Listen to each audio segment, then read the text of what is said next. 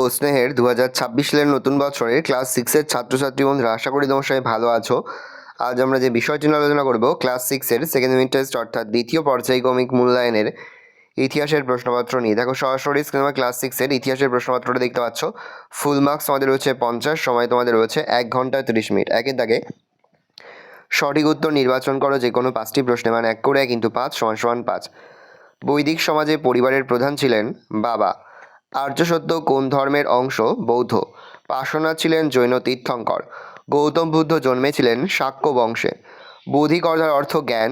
Megalith বলা হয় পাথরের সমাধিকে। আদি বৈদিক যুগ ইতিহাস জানার একমাত্র উপাদান ঋগ্বেদ। 2-এর দাগে নিচের প্রশ্নগুলোর উত্তর দাও যে কোনো 10টি। ইন্ডিকা গ্রন্থটি কার লেখা? মেগাস্থেনিস। গৌতম বুদ্ধ প্রথম নাম ছিল কি? সিদ্ধার্থ। বিদ শব্দটি কোথা থেকে এসেছে? বেদ থেকে। বৌদ্ধদের প্রধান ধর্মগ্রন্থের নাম কি? ত্রিপিটক। বেদের অপর নাম কি? শ্রুতি। কনিষ্কের রাজধানীর নাম কি? পুরুষপুর। রামায়ণের রচয়িতার নাম লেখো। বাল্মীকি। এলাহাবাদ প্রশস্তির রচয়িতাকে? হরি সেন। ঋগ্বৈদিক যুগের প্রধান দেবতা কে ছিলেন? ইন্দ্র। কুষাণ সাম্রাজ্যের প্রতিষ্ঠাতাকে? কজুল কদফিসেস। দক্ষিণ ভারতের একমাত্র মহাজনপদের নাম কি? অসমক। মেগালিথ কি? বড় পাথরের সমাধি। জৈন ধর্মের মোট কতজন তীর্থঙ্কর ছিলেন? 24 জন।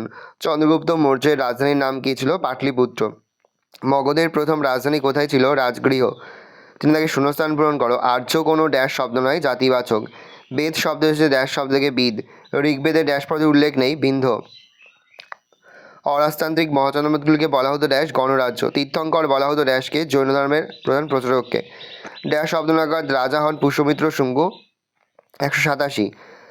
তারপরে দেখো রয়েছে নিম্নলিখিত প্রশ্নগুলোতে যে কোনো 4টি প্রশ্নের মান 2 করে 2 × 4 = 8। সভা সমিতি কি? বৈদিক যুগে রাজাকে শাসন কাজে সাহায্য পরামর্শ দেওয়ার জন্য সভা সমিতি নামে পরিষদ ছিল। সভা বয়স্ক ব্যক্তিদের নিয়ে সভা গড়ে ওঠে। সমিতি গোষ্ঠীর সকলকে নিয়ে সমিতি গড়ে ওঠে। সভা সমিতিতে রাজাকে পরামর্শদান, যুদ্ধ ও রাজনীতি বিষয়ে আলোচনা হতো। বেদের অপর নাম শ্রুতি কেন? বেদের অপর নাম শ্রুতি কারণ বেদ মূলত গুরু শিষ্য পরম্পরায় কানে কানে শুনে রাখার মাধ্যমে প্রজন্মের প্রজন্ম ধরে চলে এসেছে। এই কারণে বেদের অপর নাম শ্রুতি, যার অর্থ যা শোনা গেছে।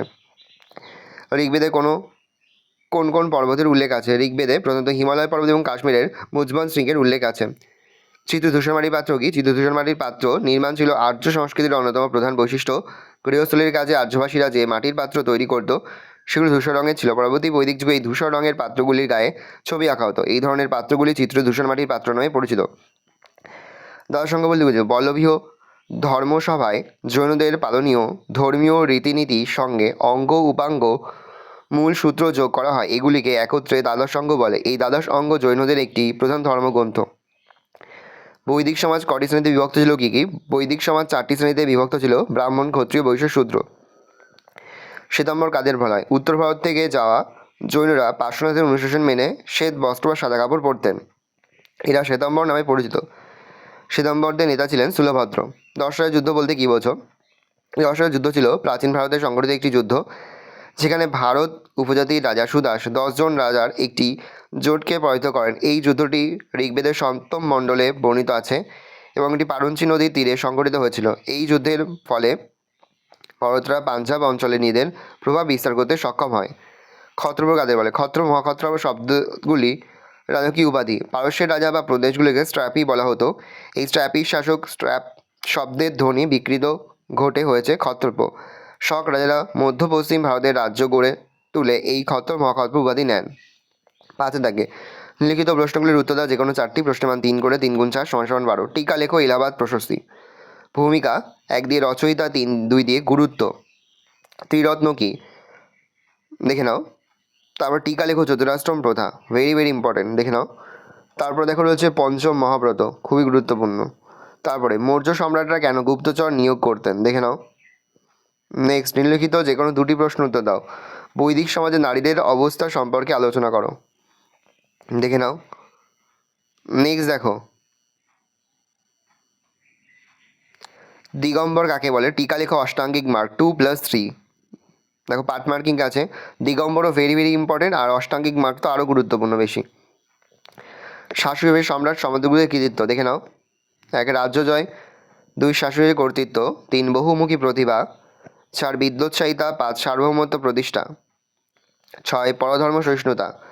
নেক্সট মগধের উত্থানের কারণগুলো আলোচনা করো। 1 ভৌগোলিক অবস্থান, 2 আর্থিক সমৃদ্ধি, 3 হস্তি বাহিনী। 5 সুযোগ্য নেতৃত্ব, শেষ পয়েন্ট উপসংহার। ভালো করে দেখে নাও, এই রোজ টোটাল তোমাদের সেকেন্ড ইউনিট টেস্ট অর্থাৎ দ্বিতীয় পর্যায়ক্রমিক মূল্যায়নের ক্লাস 6-এর ইতিহাসের প্রশ্নপত্র। ভালো করে প্রশ্নপত্রটা দেখে নাও। আশা করি ভিডিওটা ভালো লেগেছে। ভিডিওটা ভালো লাগলে ভিডিওকে লাইক করতে ভুলবে না। আমার নতুন হও তাহলে সাবস্ক্রাইব প্রেস করে পাশে বেল আইকন প্রেস করার জন্য নতুন করে ভিডিও আপলোড করি সবার ফার্স্ট নোটিফিকেশন তোমরা পেয়ে যাও। আর এই ভিডিওটি তোমার বন্ধু বান্ধবী আত্মীয় স্বজন সবার মধ্যে কিন্তু অনেক অনেক শেয়ার করে দিলে। বছর ক্লাস 6-এ পড়ছে, আমরা কিন্তু ইতিমধ্যেই ক্লাস 6-এর প্রতিটি বিষয়েরই কিন্তু সিলেবাস, প্রশ্নকার এবং নমুনা প্রশ্নপত্র কিন্তু আপলোড করে দিন এখনও পর্যন্ত। সেই ভিডিওগুলো না দেখে থাকো, ভিডিওগুলো কিন্তু তাড়াতাড়ি তোমাদের সকলেই জানাই আগাম পরীক্ষার অনেক অনেক শুভেচ্ছা এবং অভিনন্দন। আশা করি সকলের পরীক্ষায় খুব ভালো হবে। ভালো করে দেখে নাও।